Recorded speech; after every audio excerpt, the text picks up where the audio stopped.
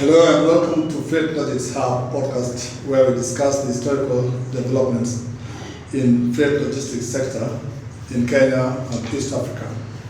I'm your host, George Kidenda. I'm glad that I'm able to interview a great friend and indeed a mentor for me for many years. Mr. Njoroge has been with this industry for longer than I can imagine. I talk of 40 years. Sam, as you will hear, has far many more years in this. But he has served in various positions, amongst them being the Chief Executive of Samsi International Agency Limited. He has also served as the National Chairman of Kenya International Freight and Warehousing Association and the Vice President of the Switzerland-based FIATA, overseeing Africa, the continent and the Middle East region, among others. Sam, I'm very grateful that you are able to join us in this conversation. Thank you, George, for having me. Thank you. Thank you. One of the practices that we have here is for those who come engage in this conversation to tell us something about their history. Where did you go to school? Where did you start working? How did you rise to become the Chief Executive? Thank you for those questions. George, after my former college work, I finished my college in Mombasa. Thank you. And in the formal way, I got myself a job with Kenya Shell in their oil exploration department. They are the people who initiated me, that is 1970. I was in Form 1. Thank you. And they took me to a training for freight forwarding in a place called Jubilee along the Kingdini Road, heading to the KPA. Yes. Because they wanted a young man who was going to be competent in handling their leaks, the drill, and also the equipment that were going to go into the oil exploration. For that matter, they found it necessary to take me to college, and I went to that college and there for a year and 2 months. First of all, the 6 months in Jubilee House, and then they decided they wanted more. So they took me to the University of Nairobi, extramural studies, to pursue forwarding. There were short courses. Yes. And still I was working. I would go 2 days in a week, and then I continued working for them. So they initiated me to the freight forwarding. After working for them for quite a while, they brought me to Nairobi also for other trainings at the University of Nairobi. Still extramural studies. I found this is at their own cost. Oh, their own cost. So they initiated me, and I did not know anything called freight forwarding. I did not know anything called clearing and forwarding. So I took interest in this training, and I worked in their department. And I started clearing the port of Mombasa and the airport in Mombasa.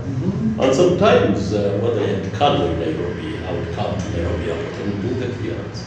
That's how I began my career in freight forwarding. So how long were you with Shell? I went there until 1972 when I relocated to Nairobi. And after they closed their exploration department, I was forced to come and look for another setup in Nairobi. And definitely, because of the training, now I had a career setup. And journey now to go right on. So I came to a company called Nairobi Clearing House, one of the oldest forwarders, forwarding companies in Kenya. They were operating up to from 1950s. Yes. So they employed me as a declaration officer in Nairobi, and I started the journey. Interesting. Yeah. Yes.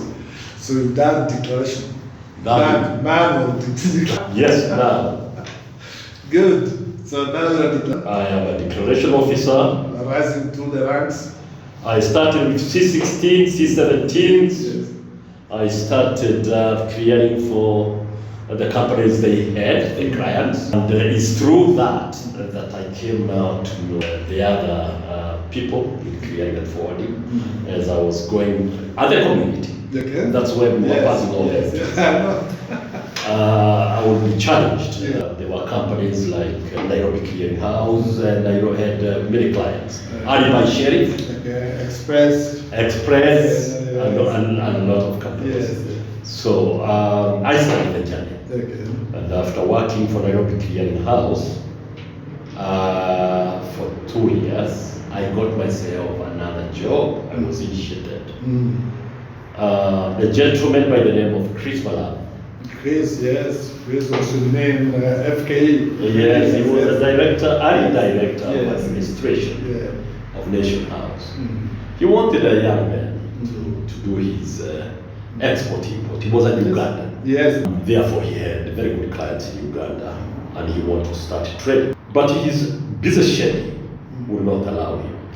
So he looked for a young man again, trained in freight forwarding. Okay. And he employed this young man for money, of course, for a gain. Yes. This time he wanted somebody. He was referred to me, of course, by Mr. Wainaina, who was in customs. Okay.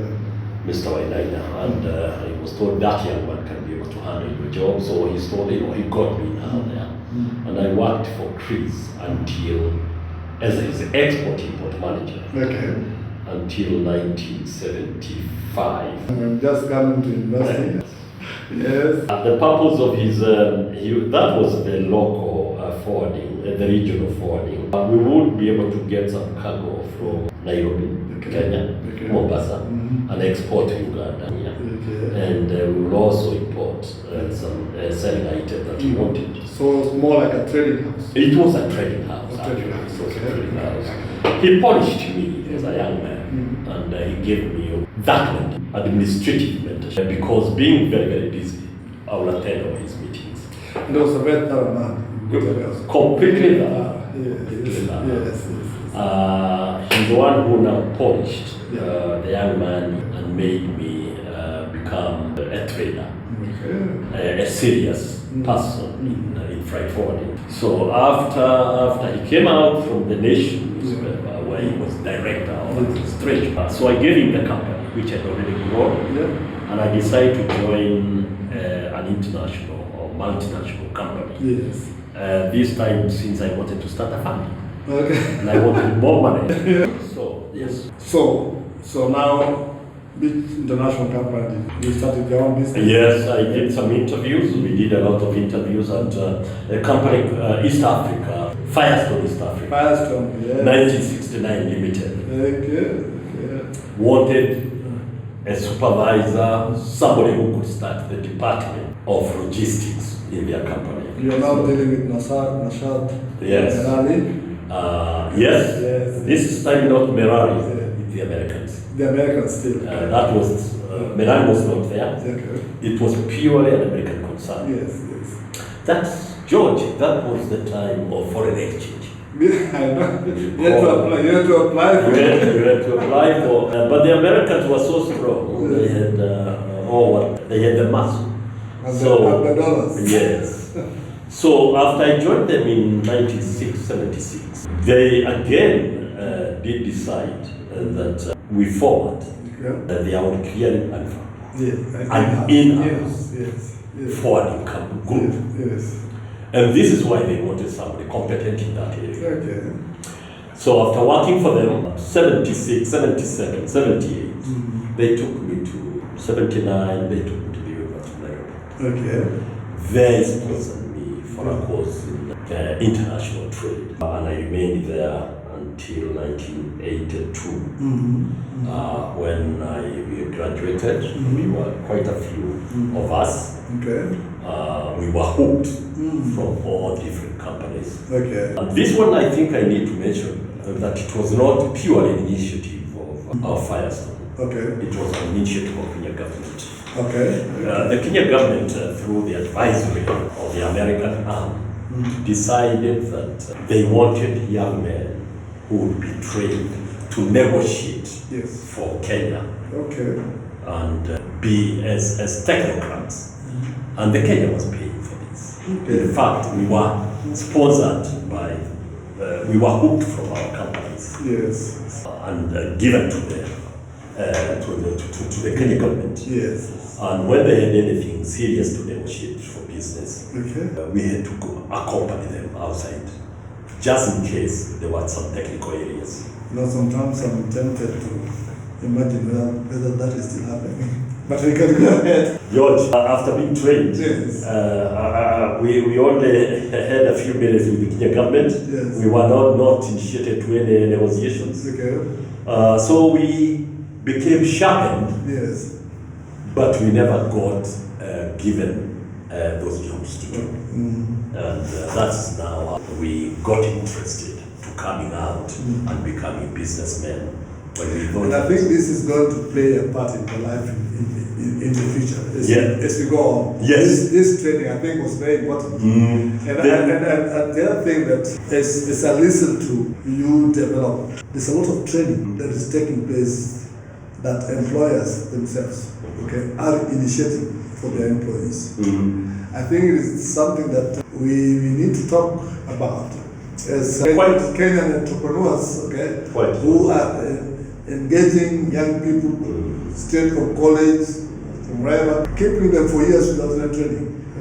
Yes. Maybe we'll talk about it. Okay, so now you've gone. I would like us to maybe to move on to the time that you decided to start your own company. What motivated you to start your own company? Of course, George, after the FT trainings from Shell to Nairobi Clearing House and the experience along the way and the training that we got from the FIATA initiated by the Kenya government, we felt that we were of the age. That after starting the department and working for FIATA up till 1982.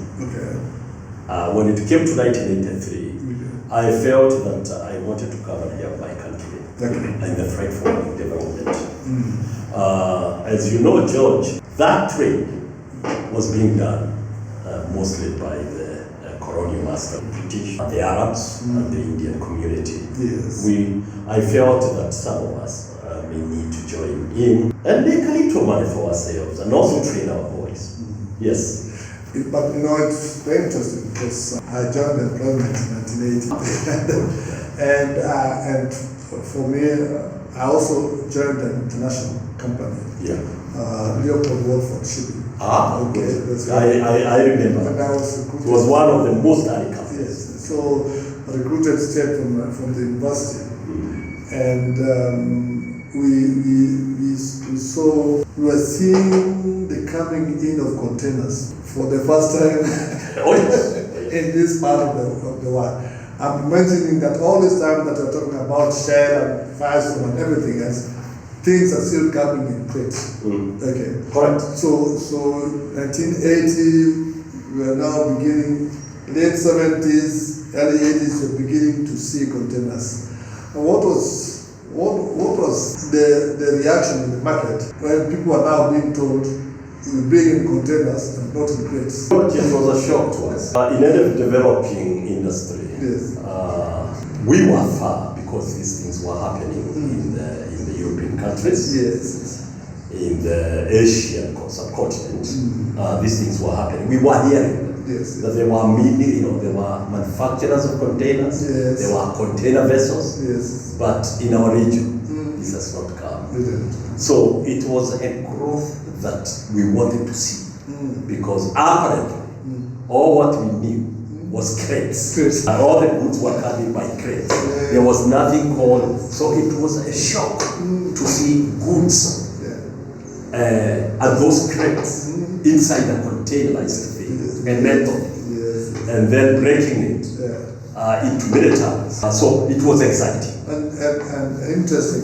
Very exciting. Interesting. There are people who thought that when they paid for the container, it was not theirs.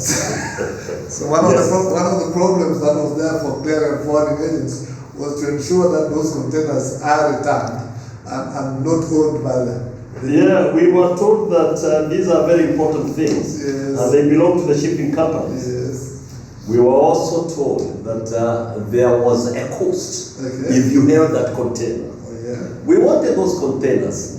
They were nice because when we removed the cargo, George, what we saw was a very well a wooden floor and beautiful Yes. and security included. So we wanted to keep them. Yes. But when you kept them, then you were surcharged heavily. Yeah. So we had to return them. Yes. There was a system and a document. Okay. When did you receive the container? Yes. When did you finish to offload? Yes. And when did you return Return the container? Yes. That determined. Get an interchange. Yes, that determined your professionalism. Yes. So now you have formed the company. Where are you getting the plans? For me, it was interesting, George, because after I finished the university part and got a diploma on international trade from sponsored by my company. When I decided, they told me, no, you cannot go. We would like, if you have to go, Yes. we'll give you the contract to clear for us. Okay. At least until we get out. So they gave me about four months, four and a half months. When I came out, Yes. and they gave me the job for Yes. clearing and forwarding and clearing their cargo. That way I was picked up. Okay. And that gave me also the leverage Yeah. to look for other. Definitely, because it is good to say that I'm already clearing from an international company. Yes. That time it was the Shakers Yes. and the Notcos and all those companies were buying. They wanted those companies. So after my 4.5 months, they first of all gave it to actually Notco. Yes. Clear for them. Yeah. And Transa. Yes. SDV. It was AMI then. AMI, we had not graduated. They're not graduated. You know, they started Notco, then AMI. Correct. Then, yes. then You have walked the journey more better than me. So they gave them the job after me until when they already got their employees, more employees to run their department. So that's how I came out of the employment in 1983. So one of the challenges that the indigenous clearing and forwarding companies face is one, having confidence, giving your clients the confidence that you can do the work, and part of that confidence is being able to pay for the services upfront and then be reimbursed. How challenging was that for you when you started? It was quite challenging, George, because sometimes some of the consignments were big and hefty, and we may not have been able to pay some of the port charges, some of the shipping charges for them. So we negotiated with the importers, and they agreed to leverage the small companies, particularly the indigenous ones, to be able to help them. That way, there was a lot of problem, of course, because the big companies were able to pay for these things for their clients. So, in negotiating, unless you negotiated very well with your clients, and that you are a very good forwarder, then you will not get the job. So we are talking about something? I'm talking about something international, which I formatted to as my company, freight forwarding, and it had already been registered. Something had been registered in 1974. So it was all until when I left. I left employment. I never touched any forwarding until I finished with FIATA in 1983. So how did it feel transitioning from a manager to an owner of a business? Definitely, George, confidence is one thing, and the journey of training, like I said, with Chris Malavo, with Shell, and with now Firestone, who also polished me a lot. Before they took me to sponsor me to the training in Nairobi University, they had also taken me to the US in their headquarters in Ohio. So they had polished me completely. So, and also Chris also gave me a lot of administrative capacity, as you know. Yes. He was a director of many companies in this country. Definitely. And he had a lot of influence in the government. That way, I was able now to graduate slowly. It was a gradual. Very. You do not jump the way people want to jump. Very, very gradual. Yes. So I grew from a small company gradually, and I found myself, it was difficult, but patience. Did you at any time join Kenya Clearing and Forwarding and Warehousing Association? No, I had not joined. It came a time when the Kenya government wanted us to join KIFWA. Yes. And we applied. And on application, there were conditions. Yes. Some of those conditions we were not able to meet some of the small companies. I'll tell you what, it came a time when the Commissioner General and the Commission of Customs wanted that all the companies in the forwarding world who are going to operate in Kenya had to have a particular capital base. Yes. Because of serving their clients. Yes. And the small men like us, they actually specified that you had to have 5 million as the capital base for the company. And we found ourselves not possible. This is where we started agitating. But we had no issue. We were happy to join the freight forwarding. The only problem we had was the level where we were. We would not qualify in some of the conditionalities. Yes. So you started a separate organization. Were you there when you started? Yes. Actually, the dictation came from Kenya government. The Commissioner General said the capital base for their freight forwarding in Kenya, because of the security of the exchequer for the country, had to be in particular base 5 million. So we said no, we can't, and kindly lower the base, and that is where now we got the interviews. We were being interviewed, and we said no. The small indigenous company may not.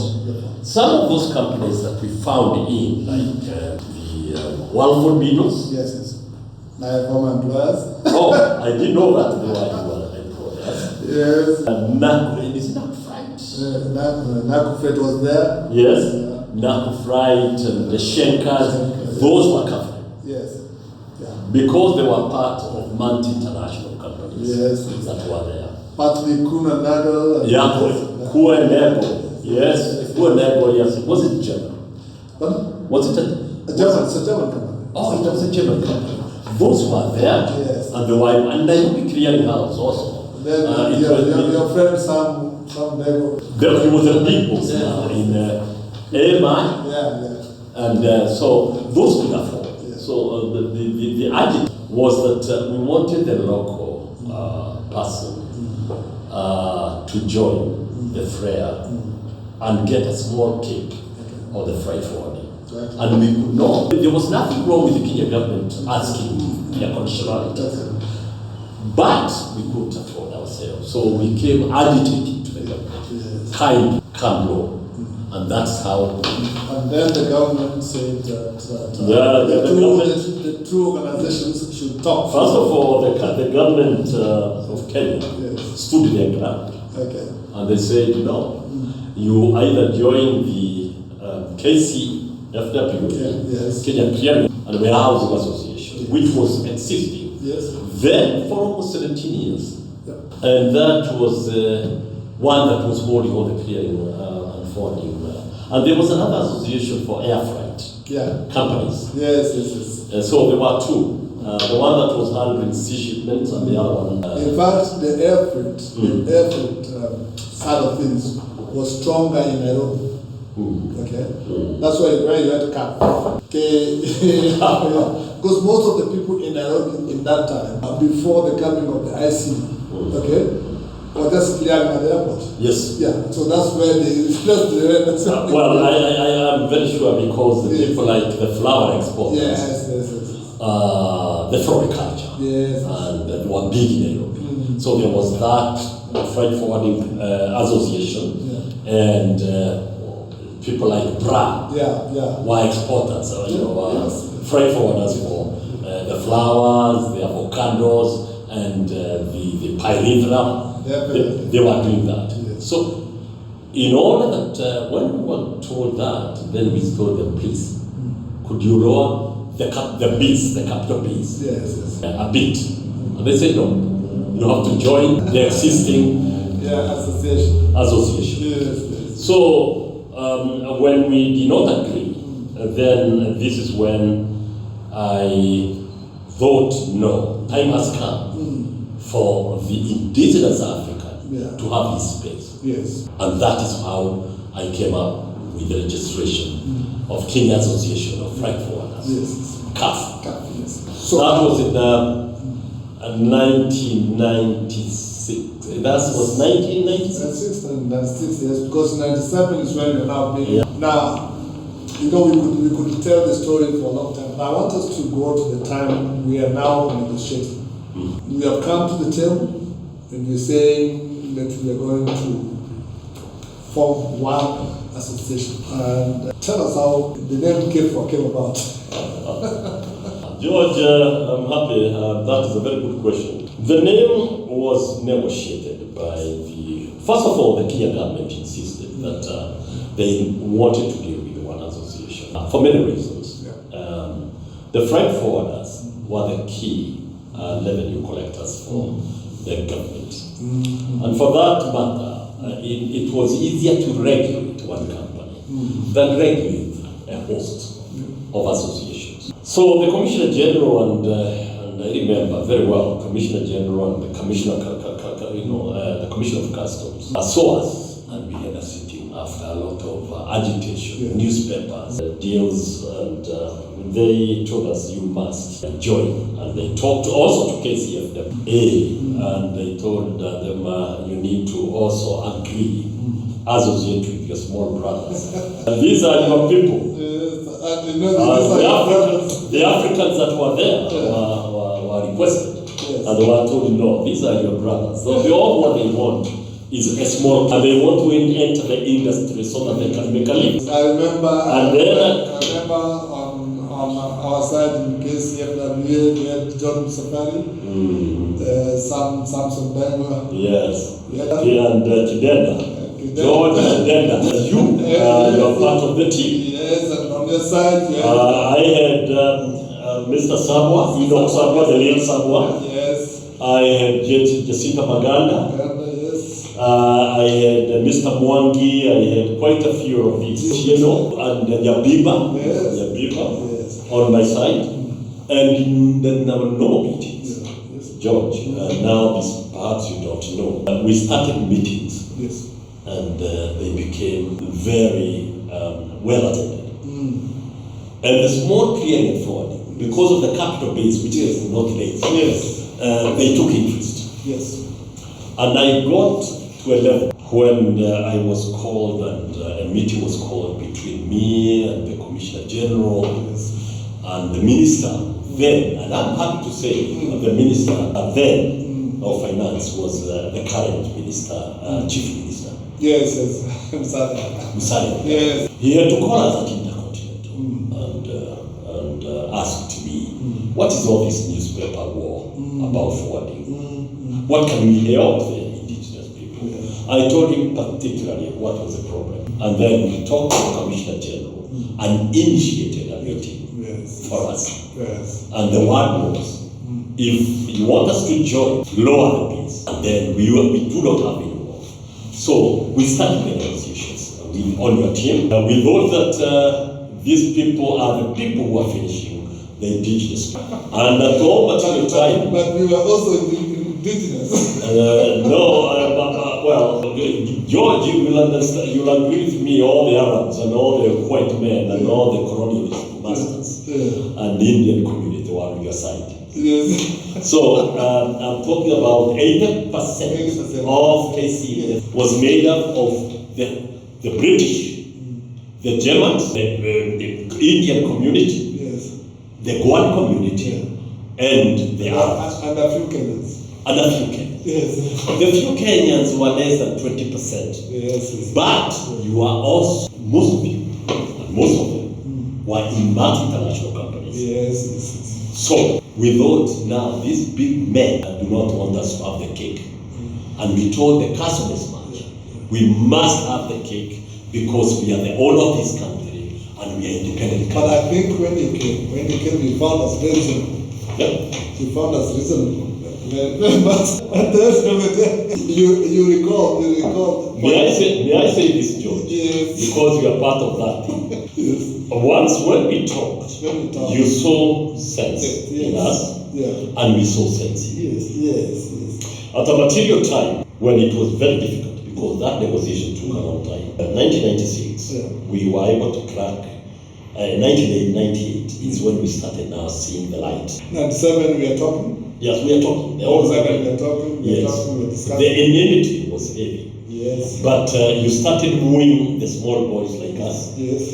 And you started seeing us as brothers. Yes. And we started seeing you as our professional masters because you are already in the freight forwarding world. Yeah, we are there. And you are in the multinational. But you know, you see the major difference was really that those who are on the KCFW, the brethren who are in the KCFW were basically employees.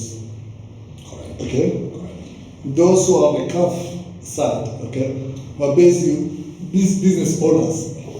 Correct. Yes. George, thank you very much for making that distinguishing fact. Yes. And I thank you for that. Yes. Because what the small people wanted, what the agitators wanted, they were business persons, community that was emerging after independence.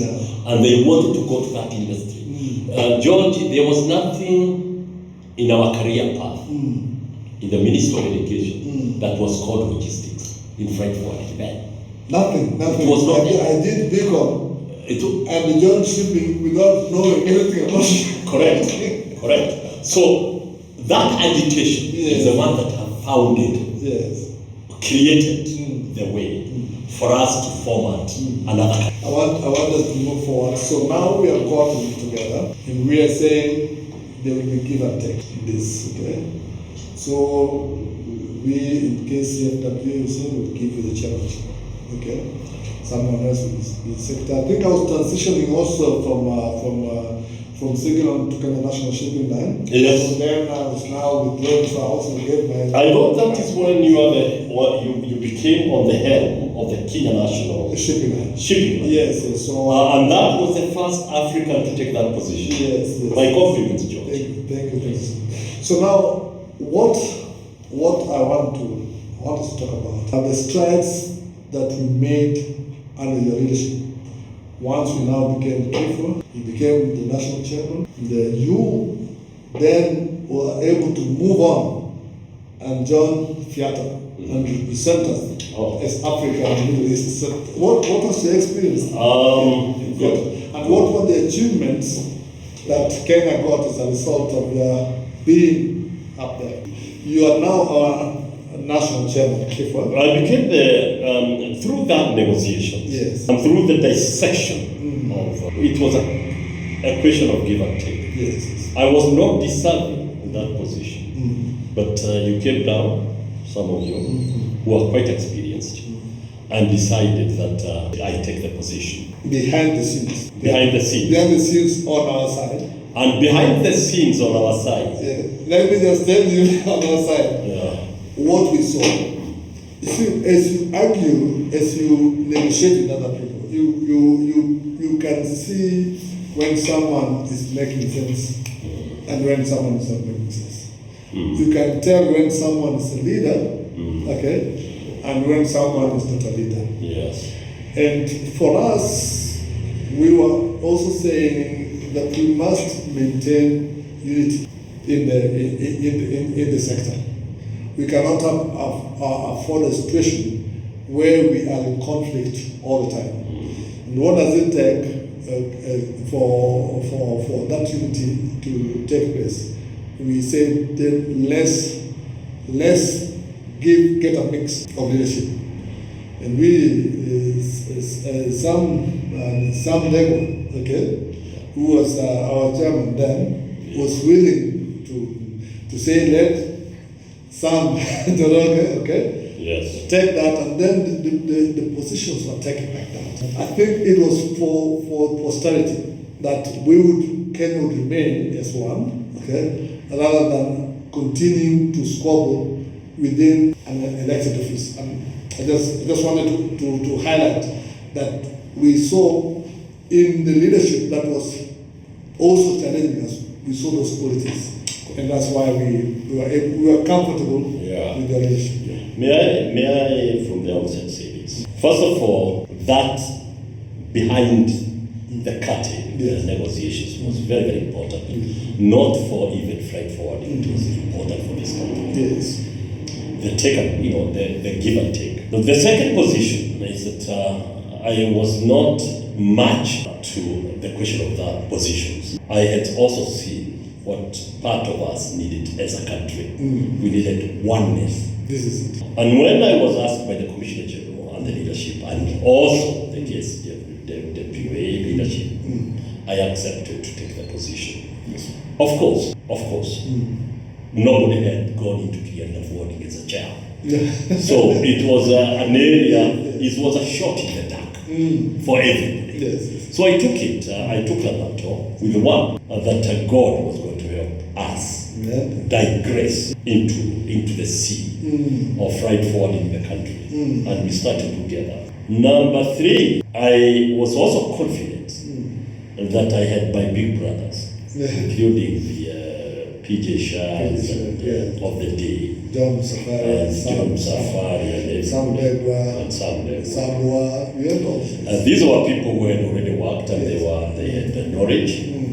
And I said, since you are there, and you are also going to come in the board, it was not a question of one man's leadership. It was a board, a corporate that was going to lead. I compliment everybody that first in 1999, 1999, when we formatted KIFWA, and we agreed that we set the name, we said KAF, and then KIFWA, KAF, when we get together, and we came up with KIFWA, which everybody now, which is the National Association of this country. And we drafted the first constitution. And we drafted this constitution, yes, in 1997. Yes. And it ended up in 1999. And we launched that with Njoroge being our lawyer. It was launched on 19th of February 1999. And it was ratified. We were led by Njoroge, the lawyer. And I will tell you why we looked at that lawyer. He was also the lawyer of the then sitting president, Moi. Yes. So if we wanted anything in State House, we would be able now to get through. That's why. So it was launched in 1999 in February, and we accepted everything, and we started moving the journey. The journey saw us learn from one another. In the board, we had multi-international companies, we had the national companies, and we had the small players now. That few gave it the national take, and we started moving. We had, first of all, to sign the memorandum of understanding with the government bodies, starting with the Kenya Revenue Authority, Minister for Finance, which we did together, and you are part of it. We had also to sign other understanding, memorandum of understanding with the other bodies. I remember we had meetings with the KEFIS, Trademark East Africa, Trademark East Africa, Kenya Bureau of Standards, and we started now growing. The Northern Corridor. In the Northern Corridor forward, when we were consulted, we became a team where the Kenya government said, no, we would like to hear from you. We would like to sail the Northern Corridor together. So we assigned all these forums and we learned. Away from that, George, we also did work on the documentation, simplification of the forwarding document in this country. Jointly with the Revenue Authority and Ministry for Finance, So it became now a journey to grow the freight forwarding industry in Kenya, jointly now as one team. One of the things that I recall about your term is when we were working on the curriculum, the training curriculum for our members. And we were there, each of us were working on the syllabus and everything else. Now, over the years, are you satisfied that KIFWA is self-reliant in its own resource development, human resource development, or was that effort lost in between? Because I know we talk of KIFWA, KIFWA is owned by the government, but your initiative to set up that training, what is your assessment? We haven't gotten to where we were. But creation of human capital is a process. A journey that we started, I can say, was very, very important because the leadership was very strong. And we started creating the journey, human capital. The most important vision that we had as a freight forwarder is that we saw that the need of human capital in this industry. Yes. And we started formatting it as KIFWA now, the KIFWA leadership. We reached a level when we employed professionals from the Ministry of Education, Mr. Mwangi, Mayu, Mr. Mwala, in order to help us develop. That was not only for Kenya. We were the largest association in the region. So we involved Uganda, being in the East African community, Tanzania, and we also got Rwanda and Burundi in our trainings. To answer your question, George, it has been so. But sure, the management there made a mark by starting it, initiating it, working it, and that's now, after we formatted our own training program. This is when, along the way, we were noted by the Federation of Freight Forwarders of the world, FIATA. Yes, I remember. And towards that direction, they said, let's talk. What you want, the diploma we offer on the international level is also what you're working on. Why don't we talk? I remember. And I was invited the first meeting to represent KIFWA and the KIFWA I remember they called me first in 1999 to Switzerland. They called me to Geneva. And I said, we were still formatting an association. We are still here. But in 2001, after the happenings in the US, the blasting, I was invited for the same course, for the same training you have asked about.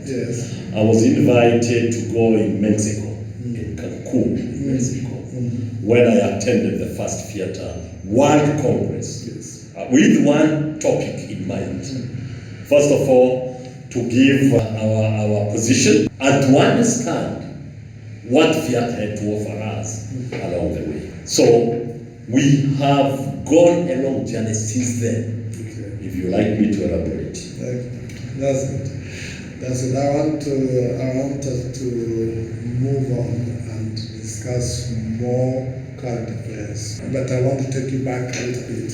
I can't recall the actual time, but you recall when there was conflict in KIFWA and the elders came together. I think it was during Ojodo's time and Boaz Makomere time, and we intervened as elders of KIFWA to allow elections to take place again and put back KIFWA on the map. It's almost 10, 15 years later. Looking back, I know you say things move one step at a time, but your dream as KIFWA National Chairman and your dream as our representative for Africa and the Middle East, is KIFWA moving forward at the pace that you want it to be or not? And if not, what are the challenges that you see in KIFWA? George, you have raised quite some issues, many In one question, you have asked a lot of questions, Yes. a lot of issues. You have raised a lot of issues. One, the question of Makomere and William Njoroge, Yes. the court case, Yes. and the decision for the elders to put them together was a very interesting thing. Yeah. I am happy that during that time, the court did decide that the case that had gone court between William and Boaz be held and the KIFWA suspended and be run by the board of trustees. That was a decision of the court. Yes. And I'm happy because you are in the board of trustees, together with Muslim, the late Muslim. Muslim. Yes. It was a CEO line. Three of us were given the money, and all the accounts were given to the elders, Yes. who were now not playing any part in the management of KIFWA. It was very, very difficult for us to come back Yes. and run the association Yes. for posterity. So I am happy to report that we went for about one as a board of trustees of KIFWA to be able to format and put together the two together, and then we start the journey. I remember just to tell you, I remember when we went to Kampala, and they were saying KIFWA is not there. And we stood up and said, KIFWA is here. The trustees. There was no national chairman, there was no national secretary. And we wanted the next meeting to take place in Nairobi. Yes. Georgia, you have a lot of history, more than me perhaps, because first of all, the formation of the East African Federation was a child of KIFWA. It was. Yes, it is. As the largest association within the region. Yeah. So we had a voice. Number two, if you recall the Kampala between Charles Karem and Ibrahim of Tanzania, we gave these people the leadership. Definitely. If you recall, against the odds of most of my board members, though the idea had come from KIFWA, we decided to give them the leadership. Yes. We said no.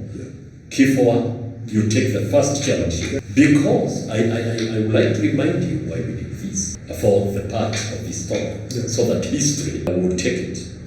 It reached a level that we were still, CAF had already gone. Now we had KIFWA. KIFWA was still merging. We were still fusing ourselves. And we could not run another corporate body because we wanted our body, first of all, to get together completely. And since UFA and TAFA, the Tanzania. UFA were also having some divisions. The UFA had their own problem. Tanzania and Igbo, there was Abraham and Igbo. So we told them, we would like you to be the chair. But the headquarter had to be Kenya, permanent.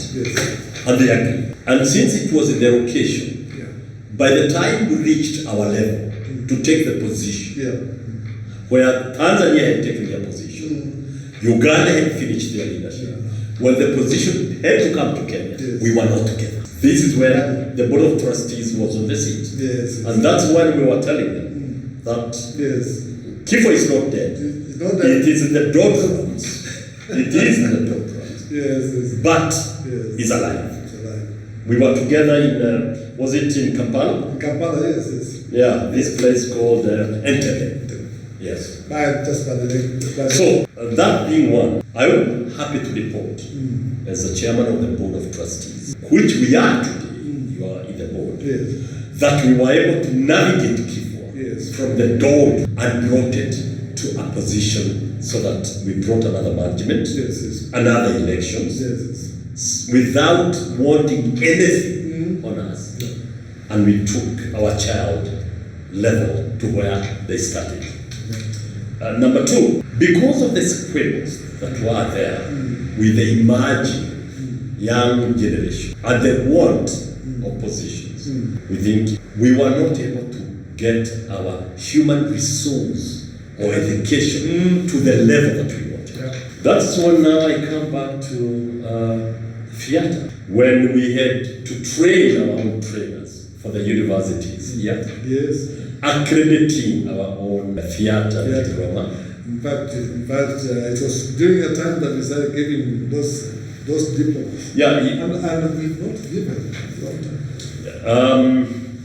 Unfortunately, what we did, George, if you recall, Yes. we negotiated in Zurich. Yes. I remember in Zurich meetings. And I said, we had people like Safari, Yes. and we had elders Yes. that I wanted recognized Yes. by FIATA Yes. as elders of high level of knowledge. Yes. You cannot say people like our Indian friend in Mombasa. Yeah. Those people could not go to school, Again. but we had to recognize those kind of people. And then served for decades. And therefore, FIATA opened a window, Yes. and we gave them 43 certificates, equivalent to a world diploma, Yes. and we got them there. Unfortunately, and I say unfortunately, Yes. most of those diplomas, through competence, went to Those other let's not call them privilege, because even those who are KIFWA were trained, okay? Basically, those who had served the industry in various positions. But did you get one? Yes, I did. Certificate of competence? Of course. Yes, people like you Yes. then would not have gone to school. Yes. So we negotiated. Yes. And when I went to Zurich in the next meeting, Yes. and I negotiated, I wanted more. Because, not for Kenya, Yeah. But for other East African countries. for Latin America, Yeah, yes. for the country of, as a vice president Yes. now, Yes. because I became vice president in 2003 Yes. in Indonesia. Yes. That's when I was elected. Yes. And it's not about Kenya. That was Africa. the world. The world. Elected their first, African vice president. I wanted more of the certificate of competence for Latin America because they wanted them. Yeah. For Eastern Europe and East Africa. I was told no, they have to sit for example. I remember Libya and Morocco agitated so much. Okay. And through Baruchi, Isa Baruchi, who had served in the presidency, who was the president of FIATA. Yes, yes. They refused. One word that came out in the big meeting of RAMI, Regional Africa and Middle East, where I was heading, is that we had opened UN, right? Yes. And the door normally closes. Yes. Yes. We shall now open a window for you because we shall now discuss funding for your trainings. Okay. You know, we can be here for a very long time. I want us to just talk about the future of KIFWA. So, trustee, there is the issue of the constitution that you oversaw. I mean, it was way back. There have been efforts to improve on it, but somehow when it goes to the leadership, it doesn't come back. It doesn't come back to the members. So as it is as of today, what is being maintained by the office is that we are still having that old constitution. That's one. Two, we had also started working on an act of parliament. I think this we did long time ago. Yes, Long time ago. Yes. And again, Jim Akenga who was in parliament. Yes, I remember it was is it Kitenga? Yeah. I know, somebody. Yeah. So all these things, it seems like we take the steps, but those who are in office and we elect every so often. In according to our constitution. Yeah. And we don't seem to get, and I know that KIFWA is going for elections. I don't know whether we will be able to upload this before, but I would like you to talk to KIFWA members on this issue of having a proper constitution that will also be respected by the leadership. What what message, as an elder and a trustee of KIFWA, do you have for the KIFWA membership? Not only KIFWA, but also for FIATA, because some of these problems are repeated in the other countries. May I say this, George? Thank you for that question. I'm delighted that you came that direction. A constitution of anybody, even of a country, is dynamic. Yes. It keeps on changing with time. We have developed a lot in the world. Yeah. EDI, electronic data exchange, is now big. Computerization is with us. Yeah. And now, recent few years I like now, to watch them. we have the artificial intelligence coming in. We cannot remain static.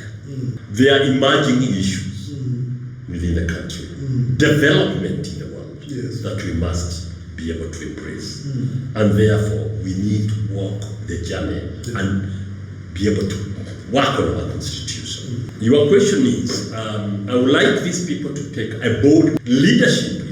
Is not about you, it's about tomorrow. I would like to advise these leaders, our leaders in freight forwarding, particularly those now that are in the position of power as national chairman, national secretary, national treasurer, and the board and the NEC, to set time aside and work very hard to be able to incorporate new thoughts and new ideas to make our constitution a modern document. Coming to the question of taking our registration to Parliament, I'm happy that I have seen a document that has already been taken earlier this year to Parliament, and I compliment the initiative. I would like you, the young generation, to know this tomorrow. We were developing KIFWA for you, and I would like you also to develop the KIFWA of today to the KIFWA of tomorrow for your children. So that the kind of constitution and the kind of questions you are asking, KIFWA, who owns KIFWA? KIFWA is owned by you, if I may answer from this program. We were not, George and I, and the other team that were in that management, were not starting KIFWA for themselves. I would like you to own KIFWA and you take it to the next level. If you need, if you need our input, we are there, we are live. We'll be able now to help you format your new constitution. But you must dedicate yourself. You must work hard to be able to produce a new constitution for posterity and tomorrow of KIFWA. Thank you. Thank you, Sam. Sam, don't run away, come close. Thank you so much, Sam, for giving us time and sharing so much insight into developments of KIFWA since its inception up to where we are. We thank you again for the contributions that you've made in this sector, not only in Kenya, but in East Africa and Africa and the rest of the world. Dear viewer, we hope that the information that we are sharing, the thoughts that we are sharing here with the friends and colleagues who join in this podcast of benefit to you. And if you have any areas that you want us to discuss, if you have any subjects that you want us to discuss, kindly chat with us and just make the comments and we'll be able to do that. Otherwise, thank you so much. We hope that you have benefited from the long history that Elder Sam has given us here. In case there are any suggestions, again, we'll be happy to share that. Anyone that you want us to interview, again, we'll also be able to do that. We'll be going over to Uganda, Tanzania, Rwanda, and Burundi with time. But thank you very much. Please like and share. Thank you very much. It has been my pleasure. Thank you, George, for having me. Thank you. Thank you. Thank you. Good. Lovely.